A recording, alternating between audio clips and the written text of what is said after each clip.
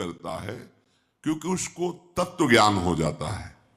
तत्व ज्ञान हो जाने पर उसके ऊपर रोगों का प्रभाव नहीं पड़ता, जरा वृद्धावस्था का प्रभाव नहीं पड़ता और मृत्यु का भी प्रभाव नहीं पड़ता, और उत्तम पद की उसको प्राप्ति होती है। अगर वो मोक्ष चाहे तो मोक्ष, प्रेम चाहे तो प्रेम। तत्व ज्ञान उसे वेदांत पढ़ के नहीं करना होगा। कई बार कहा है कि नाम में इतनी सामर्थ्य है कि आप नाम को पकड़ के निरंतर चिंतन में लाइए तो तत्व ज्ञान हो जाएगा। अपने स्वरूप का बोध, संपूर्ण संसार में क्या व्याप्त है, कौन सा व्यक्त तत्व है, वो आपको बोध हो जाएगा भजन बल से। जैसे बीजानि हिरण्य दग्धानि न रोहन्ति पुनर्यथा, ज्ञान दग्धैस् तथा क्लेशैर्नात्मा संयुज्यते पुनः। जैसे आग में पकाया हुआ दाना पुनः अंकुरित होने के योग्य नहीं रह जाता। गेहूं, चना, कोई भी हो, भुन जाए, भुनने के बाद उसे आप खेत में डाल दीजिए, चाहे जितना खाद पानी लगाइए, अंकुरण नहीं होगा। ऐसे ही जिसको तत्व ज्ञान हो जाता है या भगवत प्रेम प्राप्त हो जाता है, तो उसके हृदय में कभी कोई वासना नहीं जगती। वो दिखाई देता है वैसे ही दाना, पर अंतर हो गया, एक में अंकुरण होगा और उसमें अंकुरण नहीं होगा। ऐसे ही भगवत प्राप्त तत्वज्ञानी महापुरुष के हृदय में कभी भी मनाखष्टानेन्द्रियाणि प्रकृति स्थानि कर्षति, ये जो प्रवाह है ये जागृत नहीं हो सकता। जैसे भुने हुए दाने में अंकुरण नहीं होता। उसके हृदय की अविद्या नष्ट हो जाती है, बिल्कुल हृदय में कोई चिंतन का क्लेश नहीं, आत्मानंद से परिपूर्ण हृदय हो जाता है। आत्मानं विन्दते येन सर्वभूत गुहाशयम।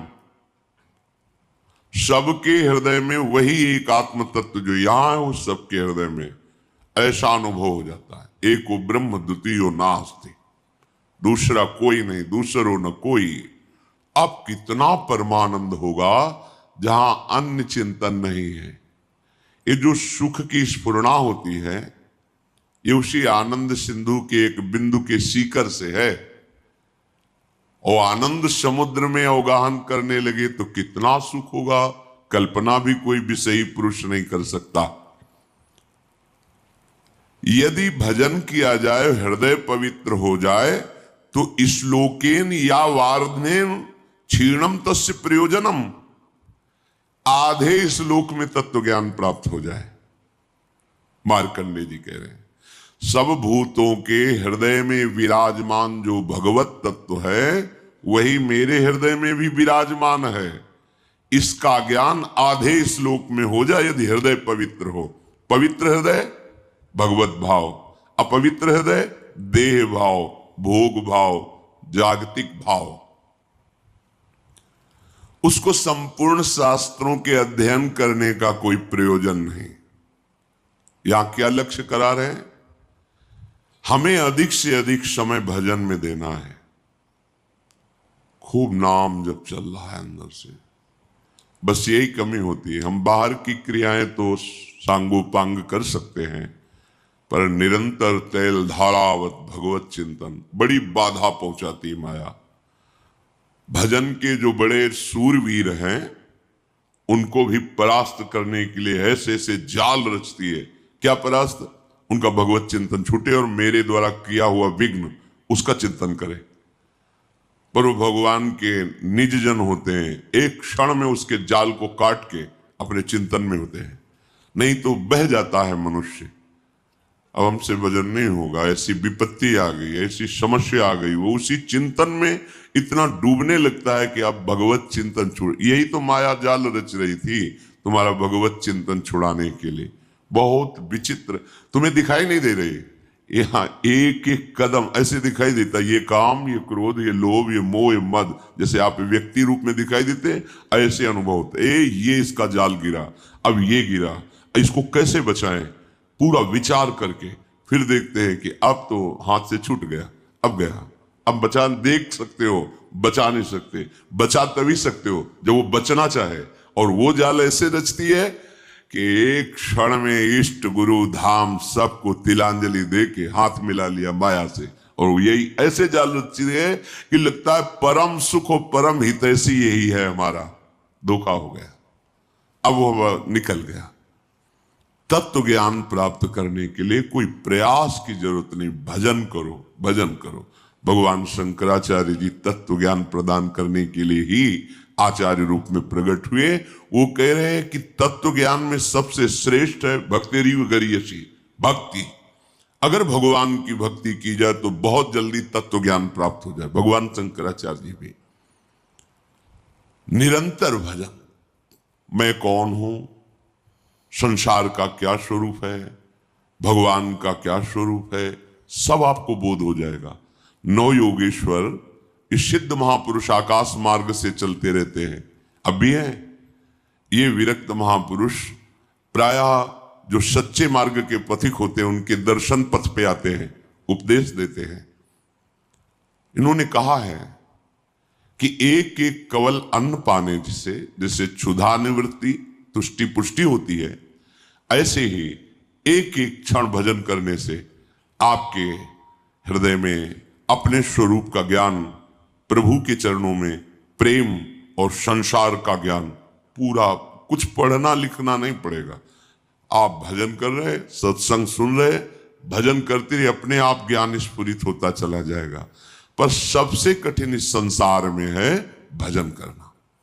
कोई माने या ना माने, कुछ कठिन नहीं, सबसे कठिन है भजन करना, क्योंकि ये अंदर की बात है। बहुत शांति से भजन में लगे हो, ऐसा माया जाल रच दिया कि अब लगा अरे क्या होगा, अब क्या होगा, छूटा भजन, छूटा।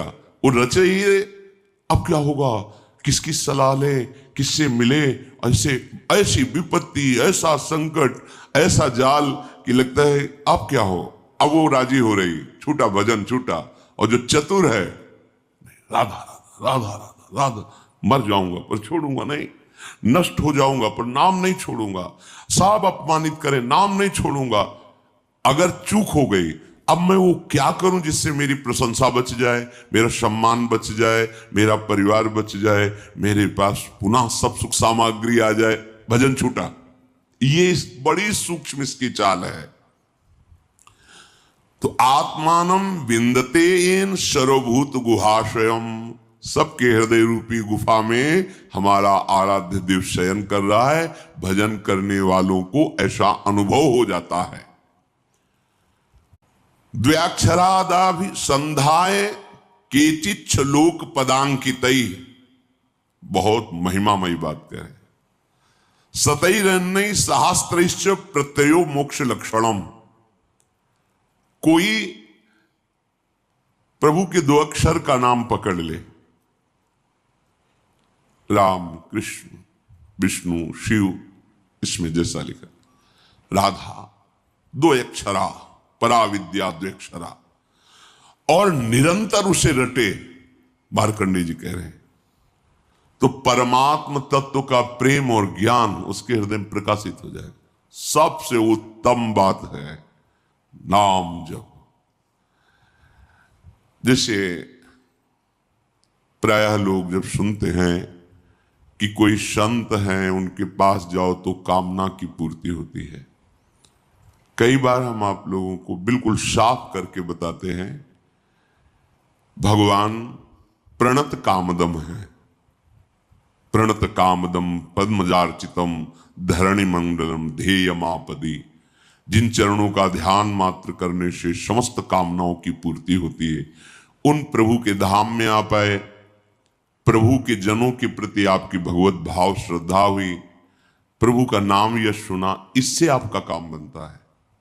आप समझो, संतों के पास जो है मूलधन वो नाम है, भगवान की महिमा है।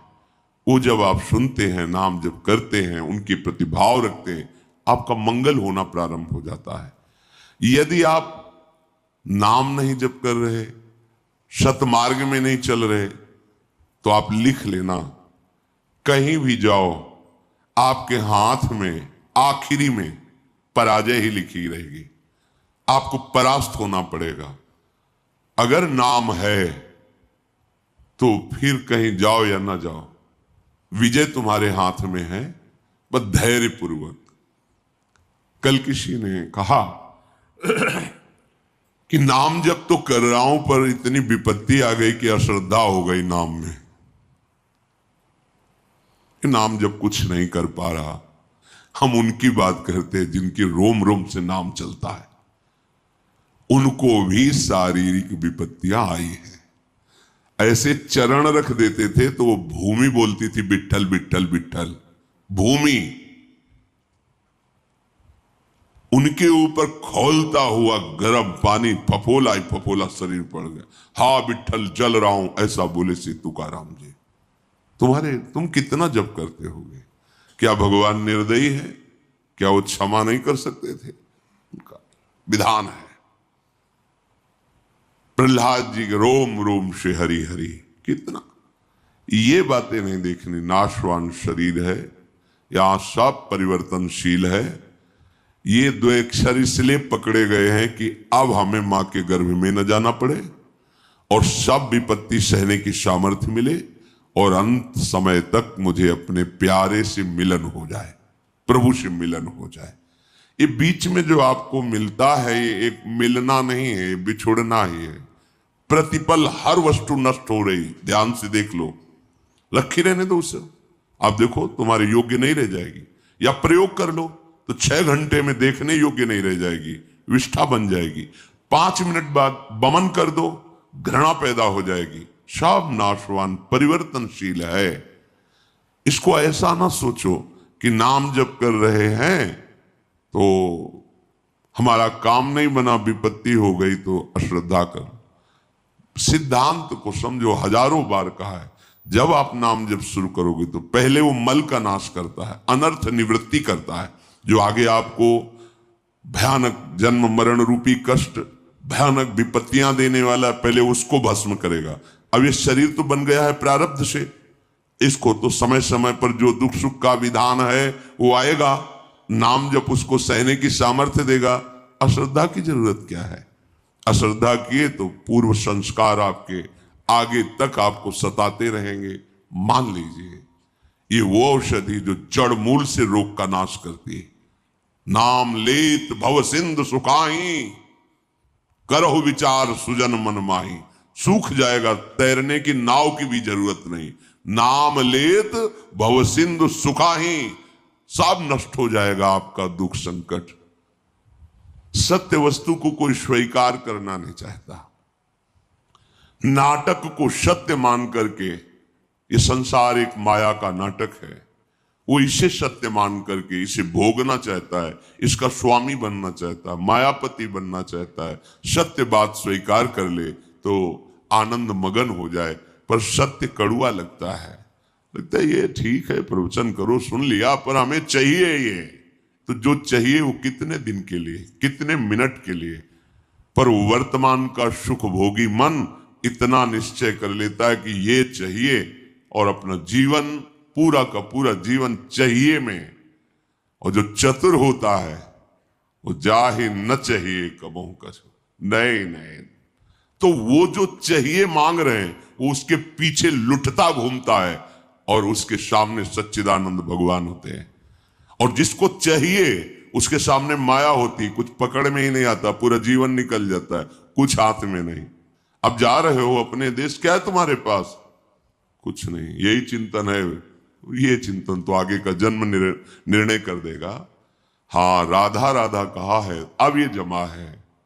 यहां कह रहे द्वेक्षरादविसंधाय, कैसा? टूटने न पावे तार, संधि बनी रहे, राधा राधा राधा राधा राधा। तो क्या बोले? ये 2 अक्षर ही तुम्हें परमात्म तत्व का ज्ञान और प्रेम प्रदान कर देंगे। बहुत पढ़ने की जरूरत नहीं है, पढ़ने की जरूरत नहीं है। सैकड़ों शास्त्र हैं, सैकड़ों शास्त्रों के वाक्य हैं, क्या क्या पकड़ोगे? जीवन बहुत थोड़ा है, क्या करें? बस नाम पकड़ लो।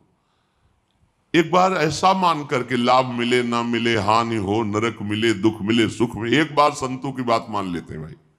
बहुत माना है सबकी बात, एक बार मान लेते हैं। अब जब तक श्वास रहेगी नाम जपेंगे, निहाल हो जाओगे, देख लेना। पर ये ऐसा नहीं कि कुछ दिन ऐसे थोड़ा जपे और देखें कि लाभ हुआ कि नहीं। तो लाभ तो हुआ है, पर तुम देखने लायक नहीं हो उस लाभ को। तुम्हारे अंदर दिव्य दृष्टि थोड़ी जागृत हो गई कि हमारे पूर्व संस्कार इतने जमा थे, नाम ने भस्म कर दिया। अब वो देखो तो नाच पड़ो, पर वो तो दिखाई नहीं देता। वर्तमान की विपत्ति दिखाई देती है, जो शरीर रचने के समय निर्धारित कर दी गई थी कि इस तिथि को इस समय से ये तुम्हें दंड मिलेगा। अब नाम पहले पीछे का तुम्हारा भस्म कर रहा है। अब अज्ञानी जी वो सोच रहा है हम पीछे थे भी कि नहीं थे, हम तो अभी देख रहे हैं। तुम्हारे देखने से नहीं है, तुम्हारे अनंत जन्मों का हिसाब जमा हुआ। तुम अविनाशी जीव हो, बार बार शरीर पकड़ते हो और छोड़ते हो, उसके बीच में जो कर्म होता है तुम्हें उसको भोगना पड़ता है। ये भागवतिक सिद्धांत तुम्हारे ना कहने से थोड़ी हो जाएगा। तो जो बोध है, मोक्ष है, प्रेम है, ये आपको सहज में प्राप्त हो जाएगा यदि दो अक्षर द्व्यक्षराद अभिसंधाय अपनी जीभ से जोड़ते रहो। राधा राधा राधा राधा। नायम लोकोस्ति न परो न सुखम संशयात्मनः। बहुत ध्यान देकर सुनिए। नायम लोकोस्ति न परो न सुखम संशयात्मनः। ऊचुर ज्ञान विदो वृद्ध्या प्रत्ययो मोक्ष लक्षणम। जिसके मन में इस बात पर विश्वास न हो, संशय भरा रहे, तो सुन ले, ना उसे इस लोक में ना परलोक में उसे सुख की प्राप्ति नहीं हो सकती। हित ध्रुव जो विश्वास है तब ही सुधरे बात, ना तरु माया पंथ में फिरे जुटक कर खात। ए नाम पकड़ लो, मान जाओ हृदय की बात कहते हैं। ऐसा बचाता है, पूरे जीवन देखा है। अगर वो न हो तो माया ऐसे जाल रचती है कि लगता है अब क्या, तब लगता है नहीं, ये चकाचौंध माया की नाम नाम। वो एक इतना मजबूत पकड़, वो फिर माया हिला नहीं पाती, वो पकड़ पार हो जाता है। ऐसे ऐसे मगरमच्छ हैं इस माया में कि लील जाए पता भी न चले कि वो था भी कि नहीं था। बिल्कुल मान लीजिए। नायम लोकोस्ति न परो न सुखम संशयात्मना। इस लोक में परलोक में कहीं भी सुख नहीं मिलता जो संशयात्मा। और भगवान ने भी कहा संशयात्मा विनश्यति। जो संशयात्मा है उसका नाश हो जाता है। नाश का मतलब पतन हो जाता है। ज्ञान मोक्ष तो बहुत दूरी की बात है, उसे शांति सुख भी प्राप्त नहीं होता। इसलिए जो ज्ञान वृद्ध पुरुष हैं उनके कथन पर ध्यान दे। मार्कंडे जी कह रहे हैं, वयोवृद्ध नहीं कह रहे हैं। जो ज्ञान वृद्ध हैं उनके कथन पर ध्यान दे, उनके वचनों पर ध्यान दे। उनके वचनों से तुम्हें शास्त्रों का वास्तविक प्रयोजन क्या है ये पता चल जाएगा कि हमारे जीवन का प्रयोजन क्या है। हम जिए चले जा रहे हैं, कर्म करते चले जा रहे हैं, भोगते चले जा रहे हैं, मेरा लक्ष्य क्या है, मेरा विश्राम स्थल क्या है। तब आपको समझ में आएगा विश्राम स्थल भगवत प्राप्ति है। इंद्रियाणाम प्रसादेन तदेतत् परिवर्जयेत् तस्मादनशनम दिव्यम निरुद्धेन्द्रिय गोचरम।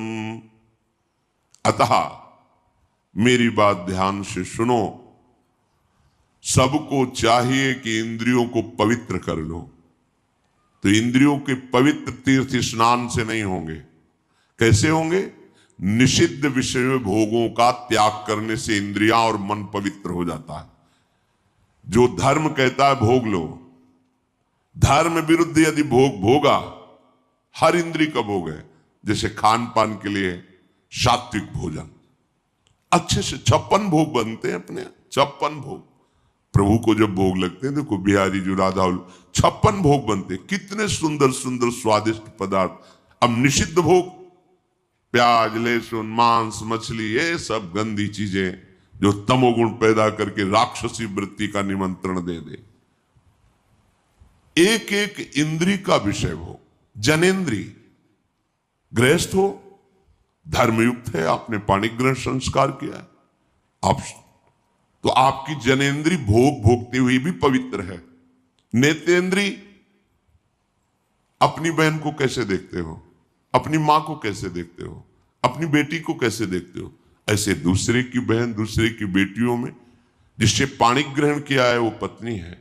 इसके अलावा शास्त्र का आदेश है, नेत्रेंद्री पवित्र तभी होगी जब आपका दर्शन सही होगा, तभी तो ये भगवत दर्शन करने के अधिकारी बनेंगे।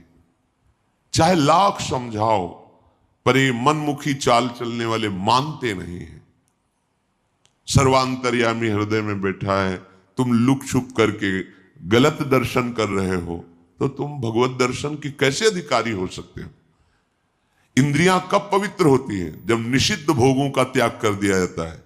ये तीर्थ स्नान दान से पवित्र नहीं होती। शास्त्र सम्मत भोगों को भोगिए, निषिद्ध भोगों का त्याग कीजिए, तो मन सहित पांचों ज्ञान इंद्रियां पवित्र हो जाएंगी। शास्त्र सम्मत कर्म कीजिए तो पांचों कर्मेंद्रियां पवित्र हो जाएंगी। बचा क्या? आत्मा तो पवित्र है ही, वो कभी अपवित्र हो ही नहीं सकती। बात बन गई। इंद्रियों की निर्मलता विषय भोगने से रोकने से होती है। विषयों के सेवन से इंद्रियां मलिन हो जाती हैं। बड़ा गूढ़ रहस्य है ये। इंद्रियों की पवित्रता विषय भोगों में जाने से रोकने से होती है, उनमें सामर्थ्य आती है। आगे प्रसंग आता है, जब गांधारी जी ने सुना कि धृतराष्ट्र जी के साथ हमारा ब्याह हो रहा है और वो नेत्रहीन है, ब्याह तय हो गया। रेशम का कपड़ा लिया, कई परत लगाए, आजीवन के लिए आंख में बांध लिया। जब मेरा पति संसार को नहीं देख सकता तो मैं संसार को कैसे देखूंगी? नेत्रेंद्री की ढक लिया उसे। जब महाभारत का बड़ा भयानक युद्ध चल रहा था, तब गांधारी ने दुर्योधन से कहा कि आज तक हमने अपनी दृष्टि शक्ति को संचित किया है, तुम निर्वस्त्र होकर मेरे सामने आ जाओ, मैं पट्टी खोल दूंगी, एक बार देखूंगी, वज्र की भी ताकत नहीं कि तुम्हारे शरीर में खरोच पैदा कर सके, तुम्हारा वज्र के समान शरीर हो जाएगा। हो गया। एकांत में निर्वस्त्र होकर आराध। भगवान बड़े लीला, जानते थे कि पतिव्रता है गांधारी और नेत्र आज तक बंद किए रहे तो दिव्य शक्ति जागृत हो गई, ऐसा ही हो जाएगा। जय भगवान को दिया, देखा तो ऐसे, ये बच्चे हो तो कहां जा रहे हो? वो मां ने कहा है कि ऐसे, ये तुम बच्चे हो, नंगे जाओगे? अरे मां ने कहा निर्वस्त्र, ऊपर के कपड़े हटा दो, नीचे के कपड़े हटा दो, लेकिन मध्य में तो रखो ना। तो क्या हम कह रहे कपड़े हटाने की बात कही, पत्ते ही लगा लीजिए, इतना तो कर लीजिए। हाँ, आपने ठीक सलाह दी। जेवी गांधारी ने पट्टी खोली, सामने देखा, और आज्ञा का पालन क्यों नहीं हुआ? निर्वस्त्र क्यों नहीं रहे? वो क्या बोले कि श्री कृष्ण ने समझाया, जा यहीं से तोड़ा जाएगा तेरा, यही तेरी मृत्यु का कारण बनेगा। बेटा तूने चूक कर दी, यहीं से तू कमजोर हो। वही मारा था, जहां मारते थे तो चिंगारियां उठती थी गदा की, कहीं कुछ भी नहीं हो रहा था दुर्योधन का, लेकिन वहीं तोड़ा। जंघा से ऐसे पत्ते बांध लिए थे, वहीं तोड़ा, वहीं से उसका एक नेत्र शक्ति को रोक लिया। तो कितनी बड़ी सामर्थ्य। जो वाणी से मौन रहते हैं, कभी असत्य भाषण नहीं करते, नाम जप करते, वो अगर बोल दे होश में हो जाना, बिल्कुल सत्य हो, क्योंकि उनकी वाणी की सामर्थ्य जागृत हो चुकी है। हर इंद्री को जब भोगों से रोक दिया जाता है तो उसके अंदर अपार सामर्थ्य आ जाती है। पर यह बात सहज नहीं है। हम जो सोचते हैं वो क्यों नहीं होता, हम जो करते हैं वो क्यों नहीं सफल होता? क्योंकि पावर ही नहीं है। जब जो मनाया खा लिया, जो जब मनाया कर लिया, जब जो मनाया देख लिया, तो तुम्हारे अंदर आध्यात्मिक शक्ति नहीं। सब कार्य आध्यात्मिक शक्ति से होते हैं। थोड़ा तो समझिए, थोड़ा तो अपनी इंद्रियों पर शासन कीजिए। इंद्रियों में सामर्थ्य और निर्मलता आती निरोध, निरोध माने रोकने से। विषयों का जितना शास्त्र आदेश करता है उतना स्वीकार, शेष विरोध, वो आगे भजन कर सकता है। जो ये लोग कहते भजन नहीं बनता, तो मनमानी आचरण बनते हैं ना, इसीलिए भजन नहीं बनता। शास्त्र क्या आज्ञा कर रहा है? तपसा स्वर्ग गमनम भोगो दानेन जायते ज्ञानेन मोक्षो विज्ञेयस तीर्थ स्नान दघक्षया। तीर्थ स्नान से पाप नष्ट होते हैं, तपस्या से स्वर्गलोक की प्राप्ति होती है, दान से अधिक भोगों की प्राप्ति होती है। आप जो दान कर रहे हो कई गुना बढ़कर आपको मिलेगा अगर सत्पात्र को हुआ है। पर यदि भगवत तत्व का ज्ञान हो गया है तो आवागमन मिट जाता है, सारे कष्ट मिट जाते। वो केवल भगवत तत्व के ज्ञान से ही होगा, वो तुम्हारे दान पुण्य से नहीं। वो सत्संग के द्वारा प्राप्त विवेक से भजन करते हुए जो भगवत तत्व का बोध होता है वो आवागमन चक्र को मिटा देता है।